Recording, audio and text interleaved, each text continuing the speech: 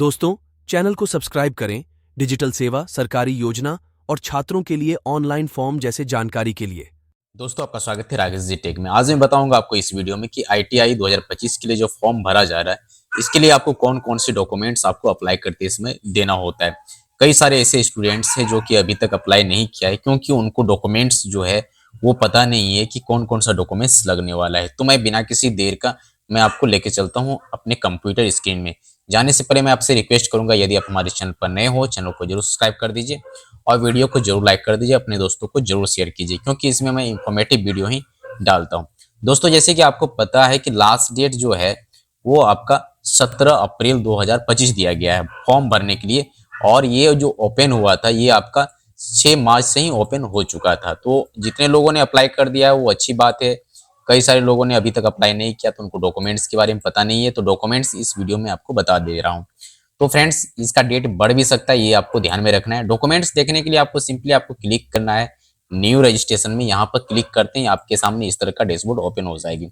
यहाँ से आप प्रोस्पेक्टस जो है आप इसे यहाँ से ओपन कर सकते हो, लेकिन मैं प्रोस्पेक्टस ओपन नहीं करूंगा। जो मेन चीजें वो मैं आपको बताऊंगा कि डॉक्यूमेंट्स क्या लगने वाली और किन किन चीजों का आपको ध्यान में रखना है। तो ये बहुत शॉर्ट वीडियो होने वाला है, इसलिए आप इस वीडियो को कंप्लीट देखिए। सबसे पहले बात तो ये जो आईटीआई का है ये आपको ऑनलाइन फॉर्म भरा जाएगा, तो आपको ऑनलाइन कर लेना है। यदि खुद से ऑनलाइन करना है तो इस वेबसाइट में चले जाना है। यदि आप कहीं से ऑनलाइन कराते हो कैफे से, तो आपको ध्यान में रखना है कि आपका जो फॉर्म भर रहा है वो किस टाइप से भर रहा है। ठीक है, ये चीज आपको ध्यान में रखना है।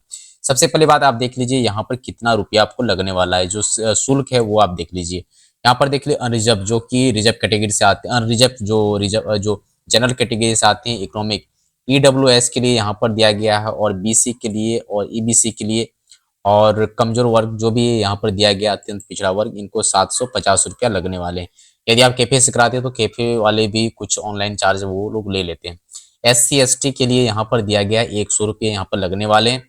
और जो है कि और भी कोई जो है कि बहुत सारे यहाँ जैसे दिया गया है सामान्य आर्थिक रूप से कमजोर पिछड़ा वर्ग, अत्यंत पिछड़ा दिव्यांग, ये सब के लिए दिया गया है 430 रुपये दिया गया है। ठीक है, तो ये चीज यहाँ पर दिया गया है। तो आपको ध्यान में रखना है कि आपका फी क्या है, आप कौन सी कैटेगरी में आते हो, ये आप यहाँ पर चेक कर लेना।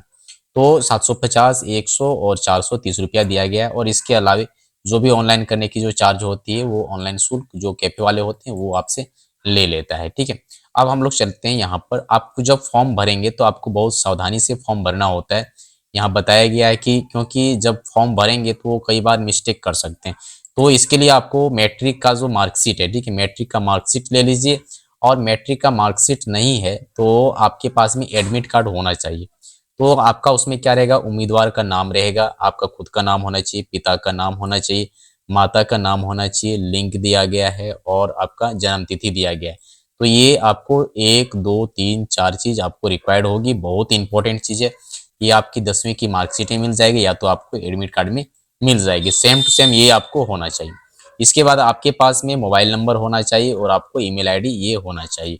तो ये चीजें आपको रिक्वायर्ड है और ज्यादा कुछ इसमें है नहीं, लेकिन थोड़ा सा फोटो और सिग्नेचर को भी हम लोग देख लेते हैं। इससे पहले जब आप इसे अप्लाई करोगे तो उस टाइम में आपको पेमेंट करने का ऑप्शन आता है, जिसे आप यूपीआई नेट बैंकिंग के द्वारा आप क्या कर सकते हो, पे कर सकते हैं। ठीक है फ्रेंड्स, तो ये सारी चीजें आपको ध्यान में रखनी है। अब देख लेते हैं फोटो के लिए जो रिक्वायर्ड होती है। आपके पास जो फोटो होगा उनका जो साइज हो ये पिक्सल में दिया गया है, 200 गुना 250 पिक्सल में। ठीक है, जो विड्थ होगी वो आपका 200 का होगा, हाइट जो होगा वो आपका 250 का होगा।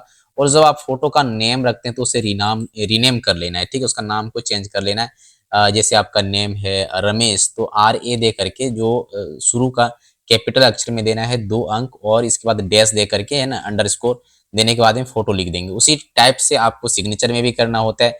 सिग्नेचर इंग्लिश सिग्नेचर के लिए आपको ये करना होगा, डैश दे करके ENG सिग्नेचर करना होगा। और इसका जो साइज है वो आप 300 आप पिक्सल रखेंगे जो आपका विड्थ है, और हाइट आप रखेंगे 100 पिक्सल। ये आपको ध्यान में रखना है।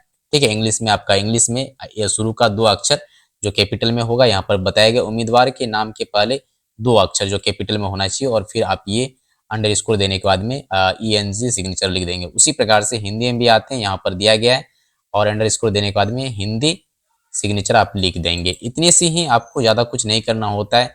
और बस आपको प्रीव्यू करने का ऑप्शन आता है, फिर आप उसे सबमिट करके प्रिंट आउट ले लेंगे। 6 पेज का शायद निकलता है, प्रिंट आउट सभी को अपने पास रखना है। काउंसलिंग में जाते हैं उस टाइम में ये आपको रिक्वायर्ड होती है, तो सभी चीज़ों को आप अपने पास रखेंगे। जैसे कि मैंने यहाँ पर रजिस्ट्रेशन का जो ऑप्शंस दिया है, ये मैं यहाँ पर ओपन कर दिया हूँ। क्या-क्या लगने वाला रजिस्ट्रेशन में आप यहाँ पर देख लीजिए। बहुत ही आसान है, जो कि आपको आपका एडमिट कार्ड या मैट्रिक में मिल जाता है। आपका अभियाती का नाम देना होगा, फिर से आप यहाँ पर अपने नाम को डालेंगे, पिता का नाम यहाँ देंगे, माता का नाम यहाँ देंगे। डेट ऑफ बर्थ आप यहाँ से सेलेक्ट करेंगे और फिर आप डेट ऑफ बर्थ यहाँ पर देंगे।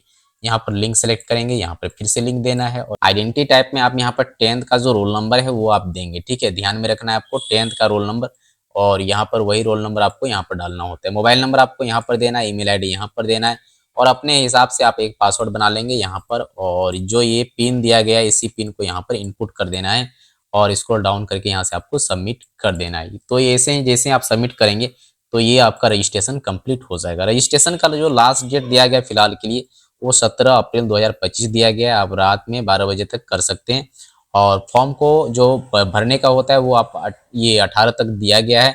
और यदि कुछ प्रॉब्लम होती है, कुछ भी चेंजेस करनी होगी, तो आपका ये ऑनलाइन एडिटिंग करने का टाइम 20 अप्रैल से दिया गया है आपका 22 अप्रैल तक।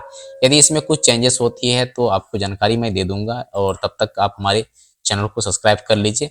और एडमिट कार्ड डाउनलोड करने का ऑप्शन यहाँ पर दिया गया है। तो फ्रेंड्स, मैं आशा करता हूँ इस वीडियो में मैंने आपको डिटेल से बताया।